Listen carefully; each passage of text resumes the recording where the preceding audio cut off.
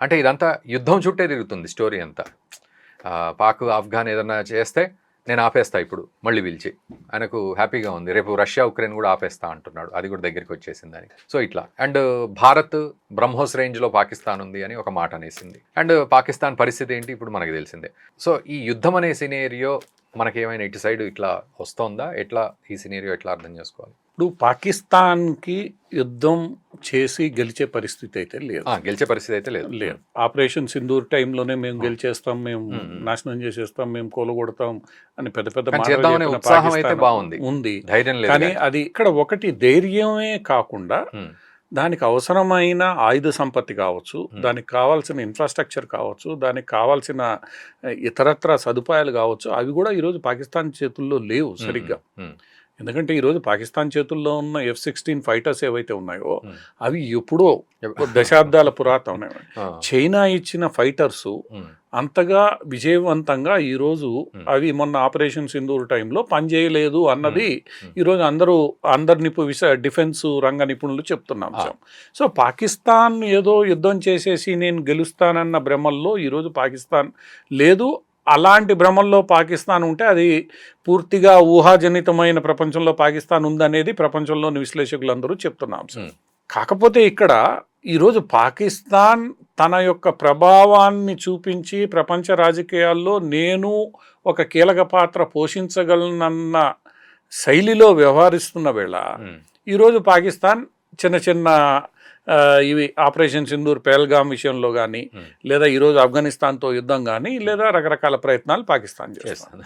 ఇక్కడ పాకిస్తాన్ ఇలా ప్రవర్తిస్తున్న వేళ పాకిస్తాన్ నాకు చాలా మంచి మిత్రుడు అని నిన్నగాక మొన్న కూడా ట్రంప్ పొగుడుతున్న వేళ పాకిస్తాన్ ఇలా చేయకుండా చూసుకోవాల్సిన బాధ్యత డొనాల్డ్ ట్రంప్ మీదే ఉంటుంది. ఎందుకంటే ఈరోజు ట్రంప్ ఎలా చెప్తే అలా షాబాజ్ షరీఫ్ నడుచుకునే పరిస్థితి మనం మొన్న ఈజిప్ట్లో జరిగిన సదస్సు అప్పుడు చూసాం. ఏం ఆపుతావా, నువ్వు మాట్లాడతావా, నువ్వు నేను చెప్పినట్టు వింటావా అంటే ఆయన అన్నిటికీ తలూపడమే కాకుండా నువ్వు దేవుడివి, నువ్వు శాంతి దూతవి అని సెల్యూట్ కొట్టాడు. ఆయన పొగిడిన పొగడ్తలు ఏవైతే ఉన్నాయో ప్రపంచం అంతా చూసింది. సో అటువంటి స్థితిలో పాకిస్తాన్ ఉన్న వేళ డొనాల్డ్ ట్రంప్ అసలు యుద్ధమే రాకుండా చూసుకోవాలి కదా, పరిస్థితుల్ని చక్కదిద్దాల్సిన బాధ్యత నీ మీద ఉంటుంది కదా. అది చేయకుండా వాళ్ళు ఇష్టం వచ్చినట్టు ప్రవర్తిస్తూ ఉంటే ఈరోజు ఆఫ్ఘనిస్తాన్ మీద దాడులు చేస్తే ఈరోజు నేను దూరి దీన్ని ఆపుతాను, నాకు నోబెల్ శాంతి బహుమతి ఇవ్వండి అంటే డొనాల్డ్ ట్రంప్ వ్యవహార శైలి ఏదైతే ఉందో అది మొట్టమొదటి నుంచి మనందరికీ తెలిసిందే. ఈరోజు ఉన్నది రేపు ఉండదు, రేపు ఉన్నది ఎల్లుండి ఉండదు. ఆయన మాట్లాడే మాటలకి నిన్నగాక మొన్న ఏమన్నాడు, నాకు నరేంద్ర మోడీ చెప్పాడు రష్యా ఆయిల్ కొనుగోలు ఆపేస్తాన్ని, భారతదేశం ఏమో ఖండించింది.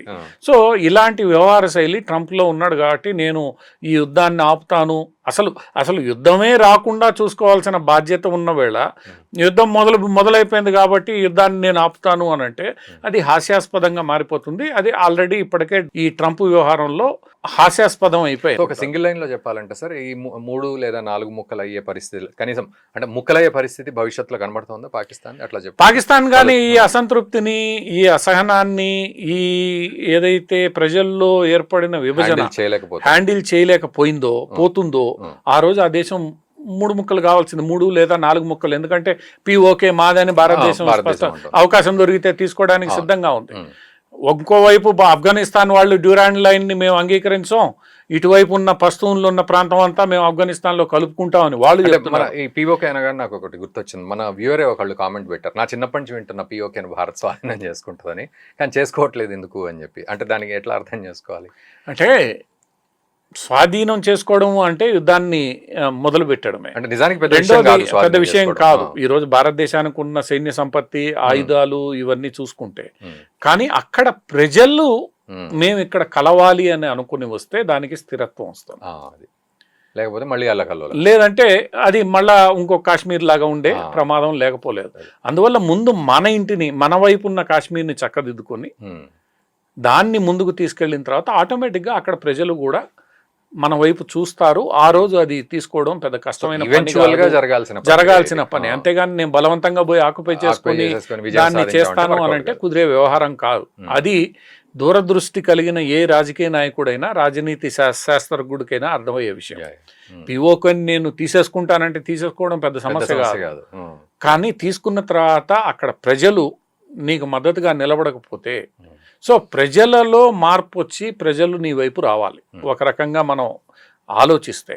కాకపోతే తీసేసుకోవచ్చు మనం మూడవ అతిపెద్ద ఎకానమీ, అతిపెద్ద సైన్యం, ఇవన్నీ మాటలు ఏంటంటే ముందు ఇప్పుడున్న కాశ్మీరులో శాంతి ఉందా, ఈ కాశ్మీర్ని మనం చక్కదిద్దుకోగలిగామా, ఈ కాశ్మీర్ని అభివృద్ధి చేయగలిగామా, ఇవన్నీ చేయగలిగితే ఆటోమేటిక్గా అక్కడ ప్రజలు కూడా ఇటువైపు మొగ్గే అవకాశం ఉంది. ఎలాగూ పాకిస్తాన్ ఇబ్బందుల్లో ఉంది. సో ప్రజలు ఎదురు తిరిగి ఇబ్బందుల్లో ఉన్న పాకిస్తాన్ ఏం చేయలేని పరిస్థితుల్లో ఆ రోజు పిఓకే దానికదే వచ్చి కలిసే అవకాశం ఉంటుంది. సో ఇవన్నీ కూడా మాట్లాడడానికి తీసుకోవచ్చా తీసుకోకూడదా, కెపాసిటీ ఉందా లేదా, ఇవన్నీ పక్కన పెడితే భారతదేశానికి కెపాసిటీ ఉందా లేదా అన్న విషయాన్ని తీసుకుంటే దాన్ని ఎవరికి డౌట్ లేదు. కానీ దాన్ని ఏ సందర్భంలో తీసుకోవాలి, ఎప్పుడు తీసుకోవాలి, ఎలా తీసుకోవాలి అనేది ప్రధానంగా ఆలోచించాలి. బలవంతంగా తీసుకొని మన జోబులో పెట్టుకుంటే ఎప్పుడు అక్కడ అశాంతి ఉంటే దానివల్ల కలిగే ఉపయోగం ఏమీ ఉండదు. సో ఇవన్నీ కూడా ఆలోచించుకొని సరైన సమయంలో సరైన నిర్ణయం భారతదేశ ప్రభుత్వం ఖచ్చితంగా తీసుకుంటుంది, అది ఏ ప్రభుత్వం ఉన్నా.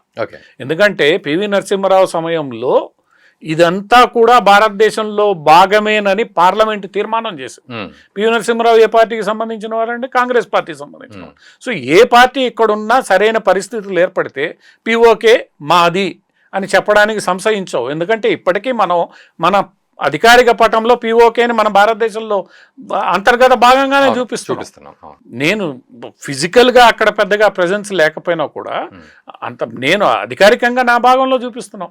సో పరిస్థితులు ఏర్పడినప్పుడు అది కాంగ్రెస్ అయినా బీజేపీ అయినా ఏ ప్రభుత్వం ఉన్నా ఆ రోజు వెంటనే తీసుకోవడానికి పెద్ద సంకోచించదు. వాళ్ళే ఎప్పుడైతే మేము ఇటు కలవడానికి సిద్ధంగా ఉన్న మీరు కలుపుకునేసేయండి అని చెప్పిన తర్వాత ఆపే శక్తి ఎవరికి ఉండదు. పాకిస్తాన్ కూడా ఆపుకోలేదు. సో అంటే భవిష్యత్తులో జరగబోయే అవకాశం ఖచ్చితంగా ఉంది అనుకోవచ్చు. ఇప్పుడు పాకిస్తాన్లో ఉన్న పరిస్థితులు, ఈరోజు కాశ్మీర్లో జరుగుతున్న అభివృద్ధి, ఇవన్నీ కానీ ఇలానే కొనసాగితే అవి ఇప్పటికే పిఓకేలోనే కాదు గిల్గిట్ బాల్టిస్తాన్లో కూడా ప్రజలు ఈరోజు పాకిస్తాన్కి వ్యతిరేకంగా తిరగబడుతున్నారు. సో తిరగబడిన వాళ్ళు అక్కడ రెండు రకాలుగా మాట్లాడుతున్నారు. ఒకటి ఇండిపెండెంట్గా ఉంటాం, లేదు భారత్ చాలా అభివృద్ధి చెందుతుంది, మమ్మల్ని భారత్లో కలిపేయండి అని. సో ఎప్పుడైతే భారత్లో కలిపేయాలన్న ప్రజల యొక్క మెజారిటీ పెరుగుతుందో, ఆ దిశగా జరుగుతుందో ఆ రోజు ఖచ్చితంగా పెరుగుతుంది. దానికి కాంగ్రెస్ ప్రభుత్వం కానీ ఇంకో ప్రభుత్వం కానీ ఏది మేము చెయ్యము అని చెప్పే పరిస్థితుల్లో ఉండదు.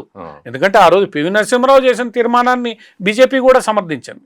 ఎందుకంటే సార్ అది మీరన్న ఆ సుముఖత లేనప్పుడు దరిద్రాన్ని నెత్తి మీద పెట్టుకున్నట్టే ఉంటది. ఒకవేళ అట్లా కనుక చేస్తే దరిద్రం అంటారా ఇంకోటి అంటారా, కానీ అక్కడ దానికి అవసరమైన తగిన పరిస్థితులు ఉన్న వేళ భారతదేశం ఏమాత్రం సంకోచించదు. ఆ రోజు బంగ్లాదేశ్ యుద్ధం సందర్భంలో బంగ్లాదేశ్ కారణంగా మనకు ఏర్పడుతున్న ఇబ్బందులు, బంగ్లాదేశ్ కూడా నేను విడిపోవాలన్న ప్రజలు సుముఖత వ్యక్తం చేసిన తర్వాత భారతదేశం ఇంటర్వ్యూన్ అయిన తర్వాత ఏమైంది?